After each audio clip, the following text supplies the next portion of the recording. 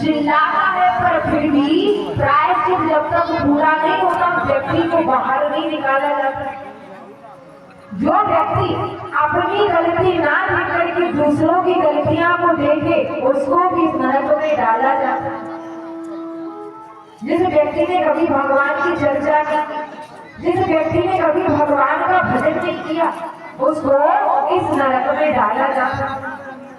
राजा परीक्षित कहते हैं कि यहाँ पर जाने से तो काफी पीड़ा होगी, काफी सारा कष्ट होता होगा।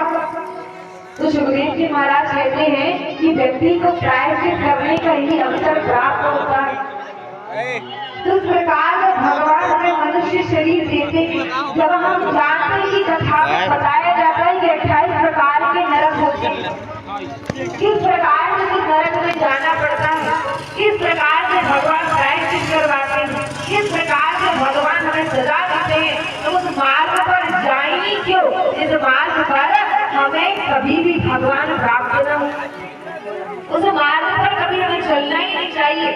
जब ये बात सत्य है कि हमें मरना है, जब ये बात सत्य है कि संसार को छोड़ करके एक ना एक दिन जाना है, तो हम भगवान को सत्य क्यों नहीं मानते? माना कि इतना जीवन निकल गया पर हम भगवान का भजन नहीं कर पाए, माना कि इतना समय निकल गया पर भगवान की कथा को नहीं सुन पाए। जब हमें बार बार कथा के द्वारा याद किया जाए कि हमें कथा क्यों सुननी चाहिए, कथा को सुनने से क्या फल प्राप्त होता है, कथा को सुनने से क्या पुण्य प्राप्त होता है, कथा को सुनने से हमें भगवान क्यों प्राप्त होते हैं, जान करके हम अनजान बनते तो उसी का प्रायश्चित करवाने के लिए भगवान हमें 28 प्रकार के नरकों में भेजते। कि जब तू पृथ्वी पर था तब मैंने तुझे हर एक प्रकार से समझाने का प्रयास किया, तेरे पास